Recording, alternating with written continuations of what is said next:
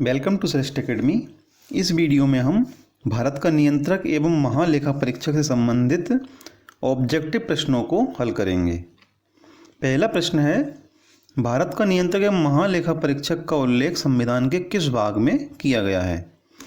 आपके पास ऑप्शन है भाग 5, भाग 6, भाग 7 या भाग 8। तो इसका सही उत्तर है भाग 5। भाग 5 में कार्यपालिका जैसे राष्ट्रपति, उपराष्ट्रपति, मंत्रिपरिषद, महान्यायवादी, संसद, उच्चतम न्यायालय आदि का उल्लेख है और इसी भाग में नियंत्रक एवं महालेखा परीक्षक का भी उल्लेख किया गया है। अगला प्रश्न है कि भारत का नियंत्रक एवं महालेखा परीक्षक का उल्लेख संविधान के किस अनुच्छेद में किया गया है? अनुच्छेद 124, 148, 52 या 80।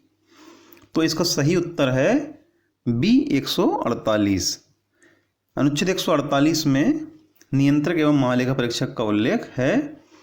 अनुच्छेद 124 में उच्चतम न्यायालय का और 52 में राष्ट्रपति का और 80 में राज्यसभा का उल्लेख है।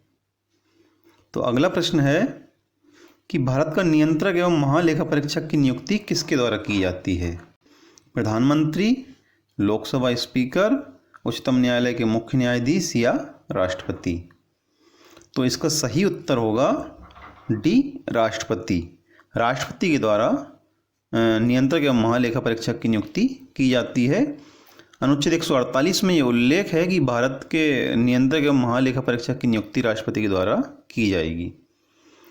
अगला प्रश्न है, भारत का नियंत्रक एवं महालेखा परीक्षक का कार्यकाल कितने वर्ष का होता है?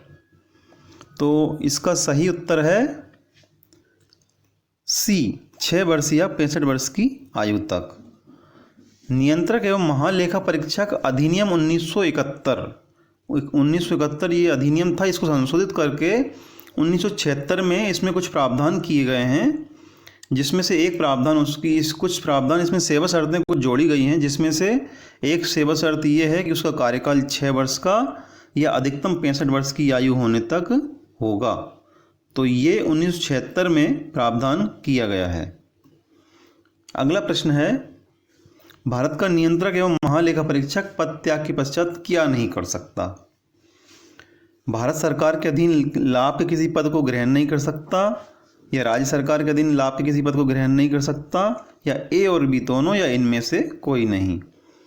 तो भारत का नियंत्रक एवं महालेखा परीक्षक भारत सरकार के अधीन लाभ के किसी पद को ग्रहण नहीं कर सकता और राज्य सरकार के अधीन किसी लाभ के पद को ग्रहण नहीं कर सकता। तो इसलिए इसका आंसर होगा ए और बी दोनों। भारत सरकार और राज्य सरकार दोनों के अधीन लाभ के किसी भी पद को पद त्याग के बाद ये ग्रहण नहीं कर सकता। अगला प्रश्न है कि भारत का नियंत्रक और महालेखा परीक्षक का वेतन किसके समतुल्य होगा? तो इसका ऑप्शन है उच्चतम न्यायालय के न्यायाधीशों के समतुल्य, बी उच्च न्यायालय के न्यायाधीशों के समतुल्य, राज्यपाल के समतुल्य, या उच्च न्यायालय के न्यायाधीशों के समतुल्य। ये उच्च न्यायालय है, गलत टाइप हुआ है। तो इसका सही उत्तर है उच्चतम न्यायालय के न्यायाधीशों के समतुल्य।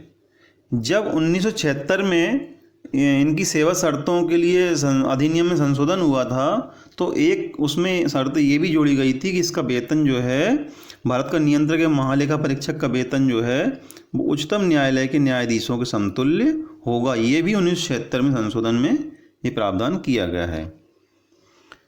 अगला प्रश्न है कि भारत का नियंत्रक एवं महालेखा परीक्षक के कर्तव्यों और शक्तियों का उल्लेख संविधान के किस अनुच्छेद में है? 149, 110, 214 या 324? तो इसका सही उत्तर है 149। 110 धन विधेयक से संबंधित है, 214 राज्य के लिए उच्च न्यायालय से संबंधित है और 324 निर्वाचन आयोग से संबंधित है। तो इसके शक्तियां और कर्तव्य अनुच्छेद 149 में हैं। अगला प्रश्न है, इनमें से कौन सा कार्य भारत का नियंत्रक एवं महालेखा परीक्षक का है? कौन सा कार्य वो इनमें से कौन सा कार्य करता है? पहला है कि भारत और प्रत्येक राज्य क्षेत्र की संचित निधि से सभी प्रकार के व्यय की संपरीक्षा और उन पर प्रतिवेदन। सभी प्रकार का जो व्यय है संचित निधि का, उस सभी प्रकार के व्यय की ऑडिट करेगा और उस पर रिपोर्ट देगा। दूसरा ऑप्शन है कि संघ और राज्यों की आकस्मिकता निधि, संघ की और राज्यों की आकस्मिकता निधि और लोक लेखाओं से हुए सभी व्ययों की संपरीक्षा और उन पर प्रतिवेदन।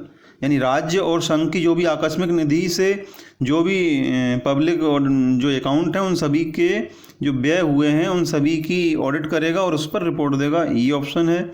तीसरा है संघ या राज्य के विभाग द्वारा किसी किए गए सभी व्यापार तथा विनिर्माण के हानि और लाभ लेखाओं की संपरीक्षा और उन पर प्रतिवेदन। ये चौथा ऑप्शन है उपरोक्त सभी। तो इसका आंसर है उपरोक्त सभी, क्योंकि नियंत्रक एवं महालेखा परीक्षक भारत और राज्य के संचित निधि से सभी प्रकार के व्यय की ऑडिट करता है और उन पर प्रतिवेदन देता है। संघ और राज्य की आकस्मिकता निधि से जो खर्च हुआ है उस पर भी ऑडिट करता है और प्रतिवेदन देता है। तीसरा, संघ या राज्य के विभाग द्वारा जो खर्च किए जाते हैं सभी व्यापार और विनिर्माण के हानि और लाभ लेखाओं की संपरीक्षा, ये भी करता है, इसलिए इसका ऑप्शन है उपरोक्त सभी। तो ये सभी कार्य नियंत्रक एवं महालेखा परीक्षक करता है। अगला प्रश्न है, भारत का नियंत्रक एवं महालेखा परीक्षक संघीय खातों से संबद्ध प्रतिवेदनों को किसके समक्ष प्रस्तुत करता है? जो संघ के खाते हैं भारत सरकार के, उनसे संबंधित जो रिपोर्ट देता है वो किसको देता है? ऑप्शन है राष्ट्रपति, लोकसभा, प्रधानमंत्री या विपक्ष का नेता। तो इसका सही उत्तर है राष्ट्रपति। अगर संघ के कोई खाते हैं तो उससे संबंधित प्रतिवेदन वो राष्ट्रपति के समक्ष रखता है, फिर राष्ट्रपति उसको संसद में रखे। अगला प्रश्न है कि भारत का नियंत्रक एवं महालेखा परीक्षक राज्यों के लेखाओं से संबंधित प्रतिवेदनों को किसके समक्ष प्रस्तुत करता है? अगर राज्यों का लेखाओं से संबंधित प्रतिवेदन है तो वो किसको देगा? ऑप्शन राष्ट्रपति, राज्यपाल, मुख्यमंत्री या प्रधानमंत्री। तो इसका सही उत्तर है राज्यपाल। संघ के मामले में राष्ट्रपति और राज्य के मामले में राज्यपाल। राज्य का है तो राज्यपाल को देगा और अगर संघ का है तो राष्ट्रपति को देगा। राज्यपाल इसको फिर विधान उसमें रखेगा और राष्ट्रपति इसको संसद में रखता है। तो दोस्तों, ये महालेखा परीक्षा से संबंधित संपूर्ण चीज़ें हमने इस वीडियो में समाहित करने की कोशिश की है। अगर वीडियो अच्छा लगे तो लाइक करें, चैनल को सब्सक्राइब जरूर करें।